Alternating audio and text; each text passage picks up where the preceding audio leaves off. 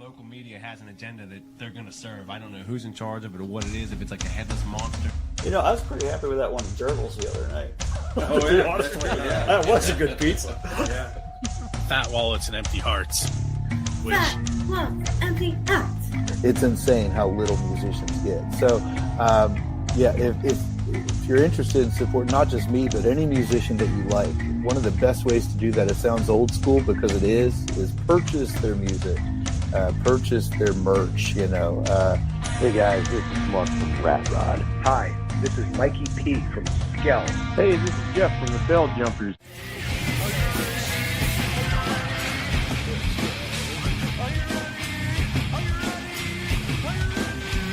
Skell. Probably be Paul, because he's awesome.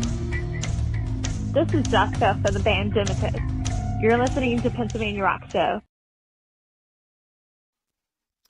What's up, everyone? It is Bill. This is episode number 762 of the Pennsylvania Rock Show.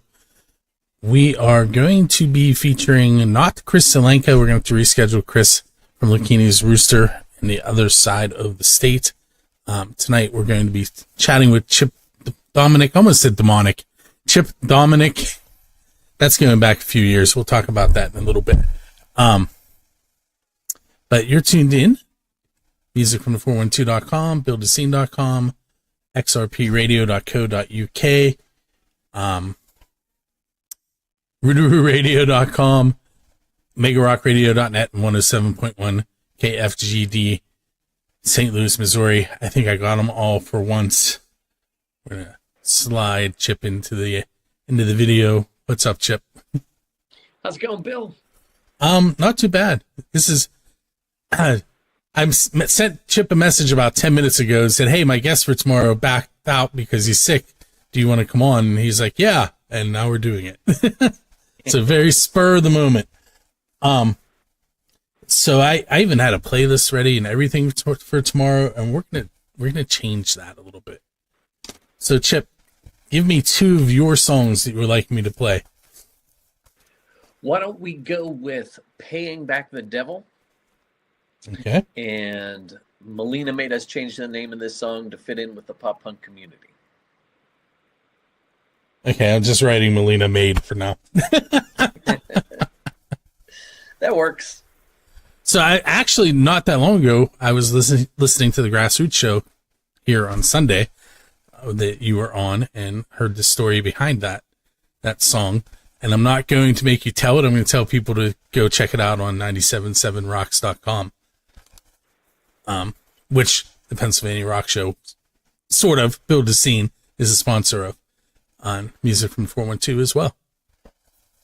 Okay, so you have the third iteration of Beast of the Burgh coming up. We do. March 22nd, 2025, Mr. Small's Theater. And I have to be honest, I know Xander Damos. I'm not sure I know the other bands. Mm-hmm. We got some new blood coming this year. So Griffen Handshake is one of the bands, and they are some younger guys. They kind of made their mark in the Black Forge scene a couple of years ago. Unfortunately, that venue has since closed down, but that venue had like its own scene and was really good for getting younger people into local music. And when I say younger people, I mean teens and preteens. Really good scene. And Griffen Handshake put out for a young band, has put out like several dozen songs on streaming platforms. Like, they are super prolific, and they're very exciting. And the younger contingent of the Pittsburgh music scene knows them well, and we think everyone in the Pittsburgh scene is going to know them well before too long. So they were one of our choices this year. And we also have Never Say Die, who will be there. And in my opinion, they are the hottest new band in Pittsburgh. They're a relatively newly formed band, and they have been drawing like crazy. They have just this amazing on-stage energy. They're so tight. They have both a female lead singer and a male lead singer. And I kind of like that aspect of it. It's kind of like, when I think of Skillet, I think of that male-female tag team thing. When I think of bands like Amaranth, I think of that male-female tag team thing. We even have that in Chip&TheChargeUps, and Never Say Die has that. And I think when you have that kind of vocal trade-off, it just keeps things interesting all show long. And Never Say Die is a band that you're going to be interested in for every second that they are on stage. They are amazing. They are going to turn a lot of heads, and they are going to make a lot of new fans on March 22nd. And then the Xander Damos band, if you're not familiar with Xander, that man can play a lot of notes really fast. Yeah, definitely. Arguably one of the best guitar players ever to come out of the Pittsburgh region. And he has a band of superstars as well, who all have amazing chops. But what's cool is that they are a band that will have you singing along as much as they will have you in awe of their musicianship. And that's a really rare combination. You either get one or the other. But with Xander Demos band, XDB, you get both. And they're certainly going to slay the crowd as well. So normally this would be when I'd ask my official build a scene question and the unofficial question that you've answered 100,000 times. The pizza one and the Dave Grohl. So I'm not going to throw that at you, but I will tell you that I was watching Dave Portnoy today review pizza while eating pizza, and I thought, this might be a first, and that one looks way better than what I'm eating. So I heard you say that you guys are working on a new single when I was listening tonight. Tell us a little bit about that. So we have a new single, and I just signed off on the final production, mix and master today. So we have something special coming out. It is a song that I think I don't want to give too much away, but it's a song that really reflects the unity that can be brought about by a music scene such as the awesome one we have here in Pittsburgh. And, this has a little bit of a sonic surprise to it. You might hear a little bit of Cheap Trick influence that you may not have heard in our previous stuff. So I think it's going to be very well received, and it's gonna surprise some people, and hopefully delight a lot of people too.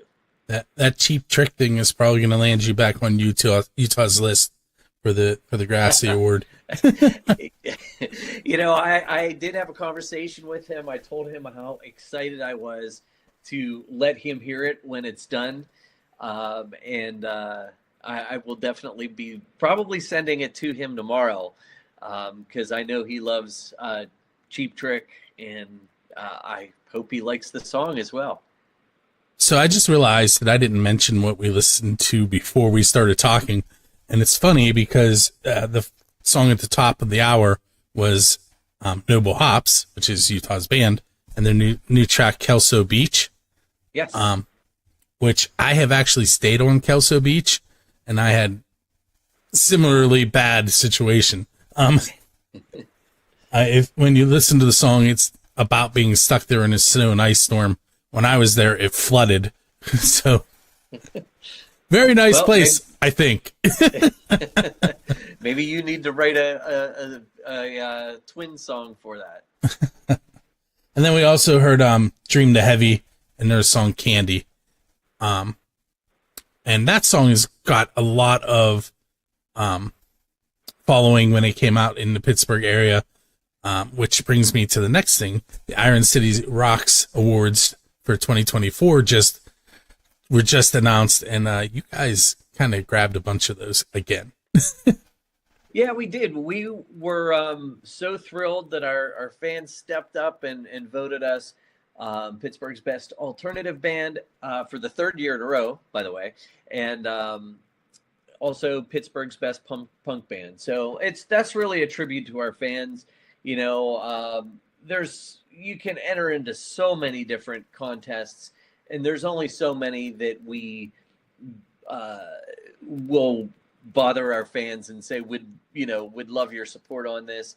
And it's so cool that when we do that, they do actually step up to the plate, take a minute, vote for us, and that just it's real flattering and honoring to be able to know that you can count on your fans to deliver for you when there's something that you really want to win. And the Iron City Rocks Awards are certainly awards that we value and that we do want to win every year that we can. So we're going to take a quick break, and we're going to talk a little bit more about those awards in a minute. We are going to play the two songs that Chip mentioned earlier, Paying Back the Devil, which I don't know if you remember, I was really excited when that one came out. And I was like, this is heavy. And then you're going to have to give me that long title because I didn't write the whole thing down. Melina made us change the name of the song to fit in with the pop punk community. And with that, we will be right back.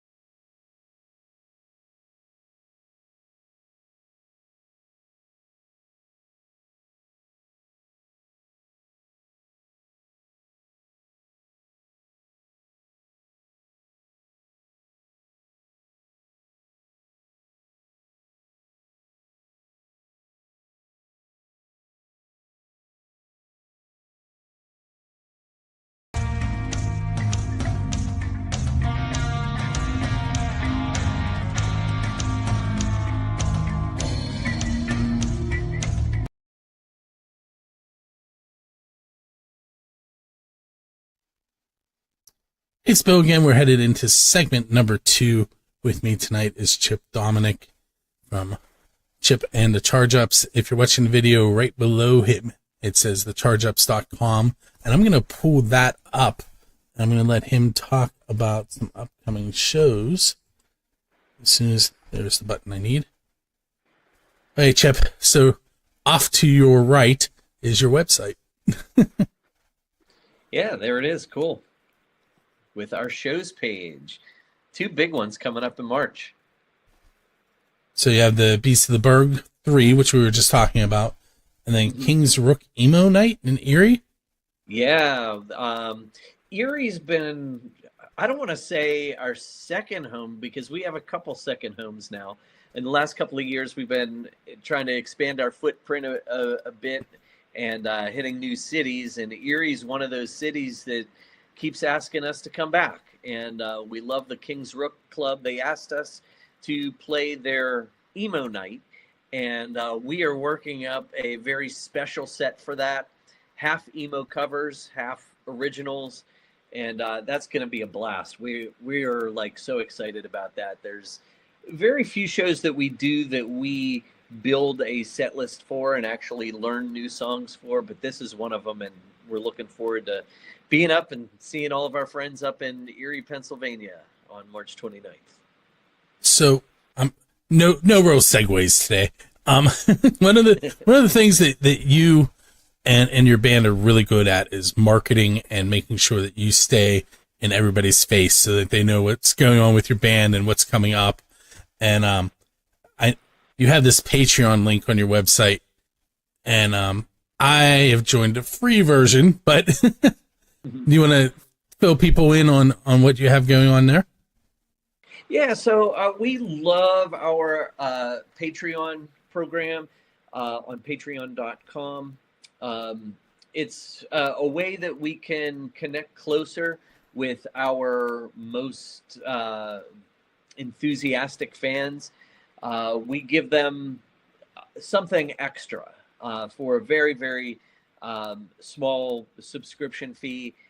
For example, we give things like discounts on our merch. We give away a demo every month that can only be had through Patreon. We don't put this that song, that month's demo, anywhere else. We don't put it on Spotify or Apple Music or what have you. It's exclusive to Patreon. And those two things you get for just the $1 a month subscription. And then for the higher level subscriptions, we do monthly video chats. They're a lot of fun with the fans that want to join for the group video chats. And we do also send out monthly handwritten lyrics for one of our tiers, and put the certain members' names in our credits of our music videos as they come out. So it's just a real cool way that for those of us who want to connect with us in a special way, beyond just regular social media, it gives us that opportunity. Like I said, gives them something that they can't get anywhere else. You know, when you think of Spotify and Apple Music and so forth, you know, you have access. It feels like you have access to everything, which makes everything kind of devalued. It doesn't feel like you really have a collection anymore. So what we're trying to do with our Patreon program is give something give our fans, our really, really dedicated fans, something that they can't get anywhere else, that no one else has access to, and kind of make it special. Give them something fun to collect. And those who are members seem to really enjoy it and stick with us a long time. So it's worked out well. And here's another bad segue. So I clicked on your store link, and one thing that I do want to mention, I've been to a handful of Chip and the Charge Up shows, and something that I really want to give you guys credit for, and not every band does this, is when you're done playing, you go over and you hang out at your merch table, you take pictures with people, you talk to them, you hang out until the show's over, and that goes really, that goes big with me. Cool. Yeah, I mean, we love that aspect of it. You know, when you're performing on stage, we try to put on a show that connects everyone. And, you know, after that show, we want to stay connected. You know, we are there not just to put on a show, but to be a part of a community and hanging out with people. It's awesome. You know, it's awesome to get to know everyone's name and hear a little bit of their story, and, you know, to make friends. And that's, to us, that's what building a music scene is all about, is like building those friendships, building the community. And I don't know, we love people, we love our fans, we love our friends, and we just can't spend enough time with them. It's so, yeah, after we're done playing, sometimes we have to take our rush hour gear to our vehicle first, depending on the venue. But as soon as we're done with what we have to get done, we want to be over at our merch table and hanging out and accessible to anyone who wants to chat. So I kind of I said we were going to talk about Iron City some more, and then didn't right away.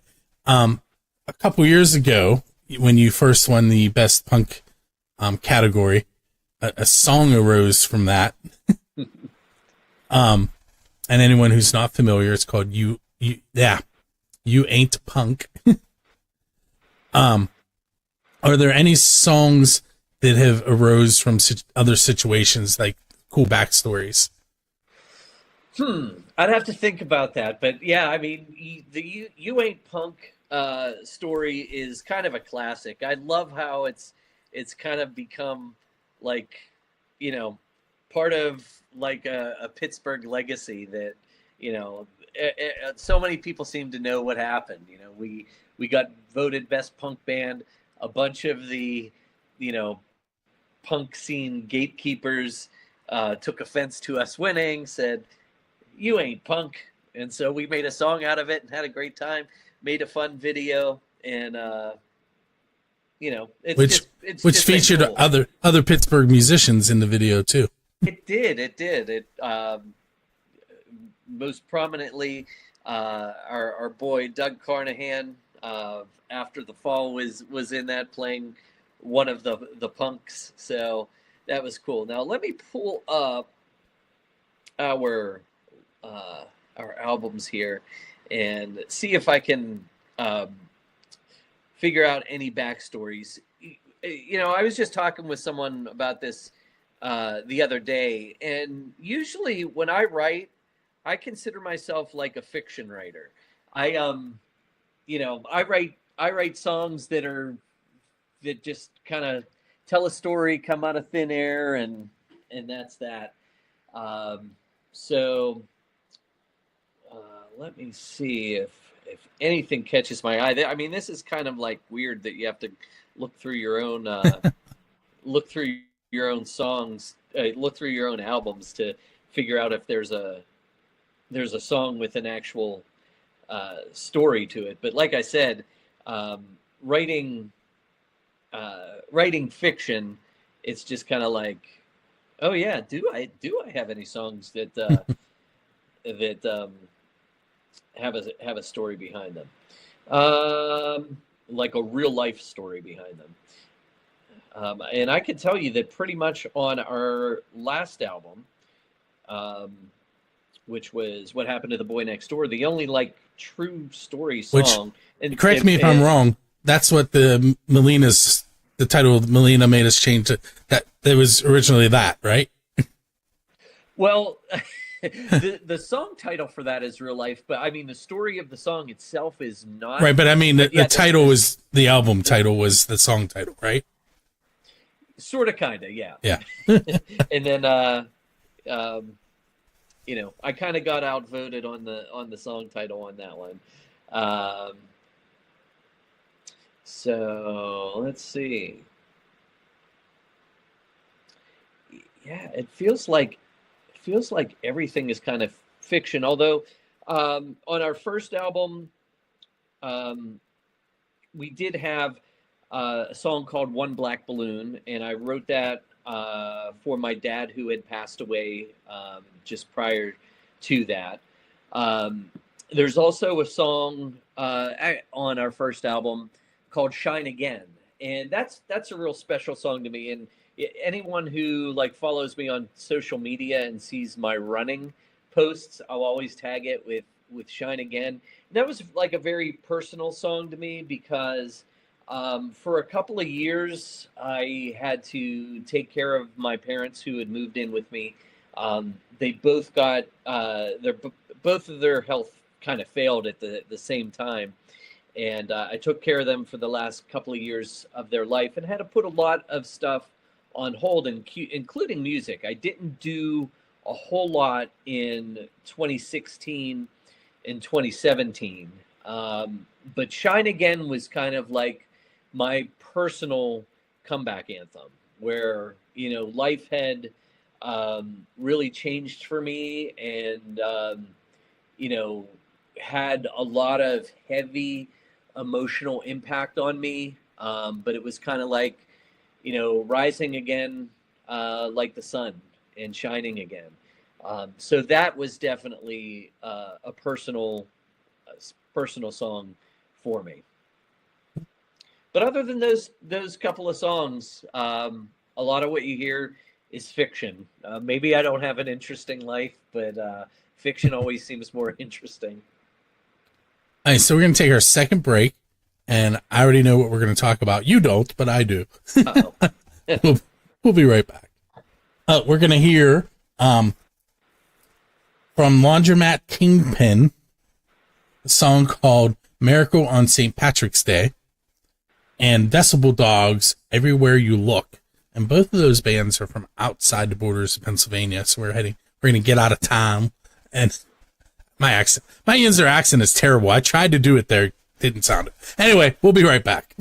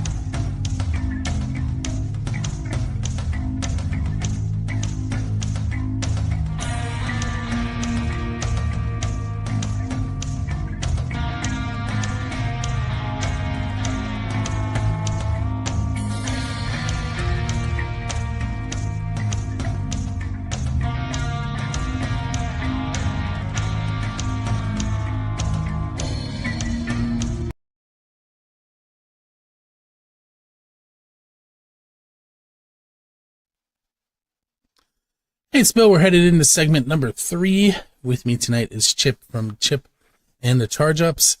I almost said Chip Demonic that time. Again. So I kind of clued him in. He wrote a song called The Old 2-Niner, and you've probably heard that on the radio a few times if you listen to. It's on the X? No, it's on DVE, right? Correct. DVE.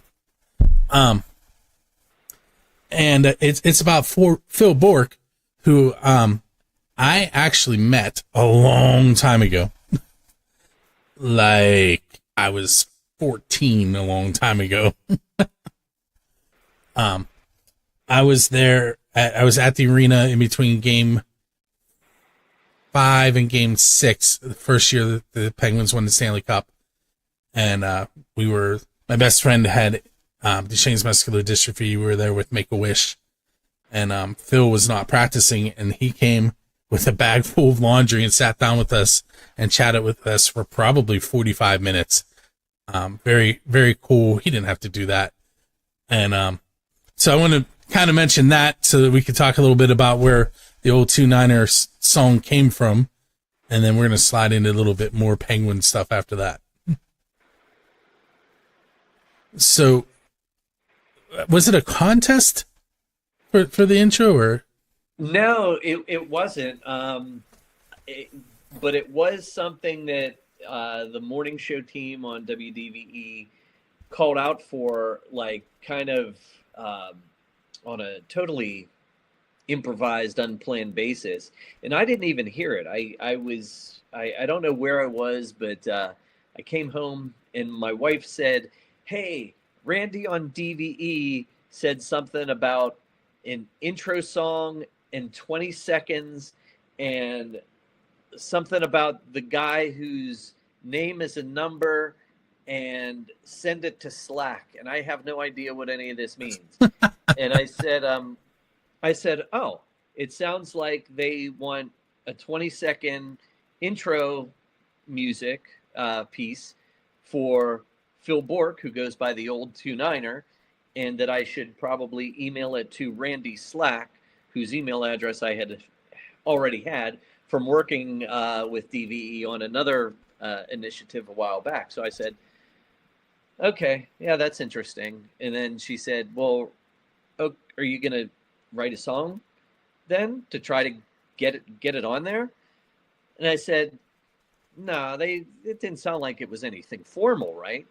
She said, "No, it just sounded like they came up with that idea, but it sounds like something you could do."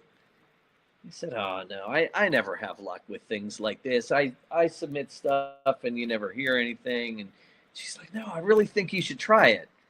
I'm like, I don't know. I don't know if I have time to do something like this, and it might not work out.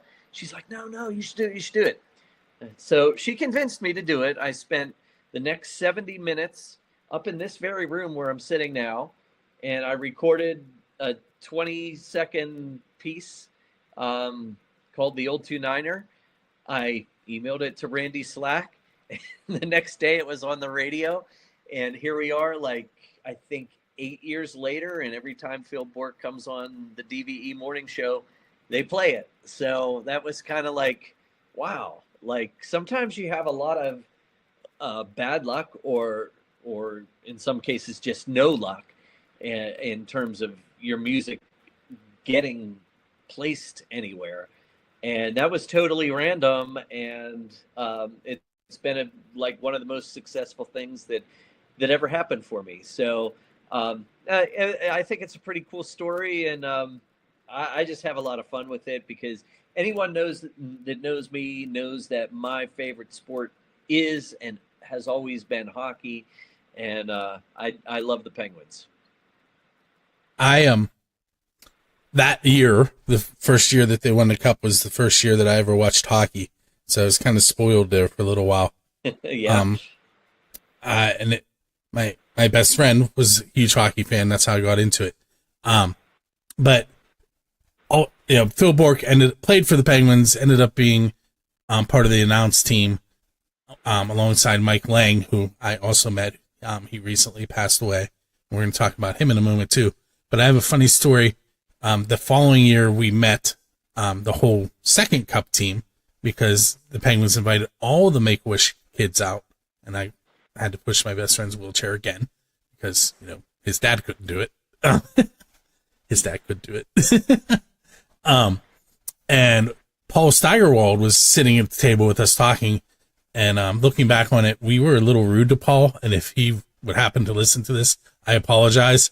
But Mario Lemieux sat down next to Paul, and we immediately turned to Mario and ignored Paul, and he just got up and kind of slid away after a little while.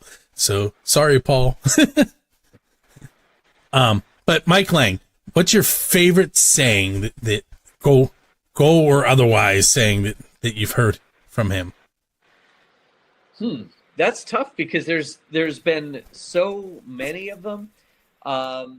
You know, I do kind of like getting the fast lane, Grandma, the bingo game's ready to roll, because sometimes that pops into my head when it has nothing to do with hockey. You know, sometimes I'm like, oh, I got to get in the fast lane, and immediately I hear that voice in my head saying, "Get in the fast lane, Grandma. The bingo game's ready to roll." So, anyone who classic. Anyone who is my friend on Facebook knows that during the playoffs, I post that before the game starts. Every game, that same one. You're right. It's so hard. I Sam a drink and get his dog 1-2, or Arnold Slick from Turtle Creek. Yeah, scratch my back with a hacksaw. People around the world are gonna be like, "What are these two talking about?" Don't Google. Go to YouTube and type in top Mike Lang sayings. I guarantee you that you'll understand. Beat him like a rented mule. You know, for the animal rights activists out there, that may be a hard one to swallow. Yeah. But, you know. So let me ask you one more quick question, and then I'm going to let you head off into the evening. If someone wanted to get a copy of any of your albums or any of your anything from you guys, merchandise, going out to shows, obviously the first way that you would like them to do it, but how else could they do it? I know there's a lot of places they can get music digitally as well. Mm-hmm. Right on our website, which is thechargeups.com, or if you want to go directly to our web store, it's thechargeups.com/store. We have our CDs available there. We have tickets to our shows available there. We have T-shirts. We have hats. We have photos available there. So that's the place to get it. All of our CDs are available with the exception of our second CD, Flow with the Current Part 2. That is sold out. That is out of print. So can't get that on physical product, but certainly is available on your favorite digital streaming platform. Very cool. So, Chip, I want to thank you for hanging out with me tonight and saving my show tomorrow. Thank you, Bill. It's always great to chat with you, and I'm honored, as always, to be a guest on your show. Hey, one more time, give us the lineup for Beast of the Burgh and all the important information. Yes, so Beast of the Burgh 3, it's like Monsters of Rock with Pittsburgh bands. We have Chip&TheChargeUps, Never Say Die, Griffen Handshake, and XDB, Xander Demos band. That all goes down Saturday, March 22nd, 2025 at Mr. Small's Theater. It's an 8 o'clock showtime, 7 o'clock doors. It's an all-ages show, and it's going to be a great time. And if you know all the bands on the bill, they are going to be bringing their best material, rapid-fire 30-minute sets. And if you don't know all the bands on the bill, you will enjoy them. You'll have some new favorite bands by the end of the night. It's going to be a great time. Hey, tickets to that available as I said earlier at thechargeups.com/store, or if you know a member of any of those bands, you can get them directly off of those bands. So hope to see everyone there. All right, so we're going to head off into the evening. We have one more track for you tonight from Diamond Bright. It's called Can't Wait No More. And we'll see you next week. As soon as I remember which button to press.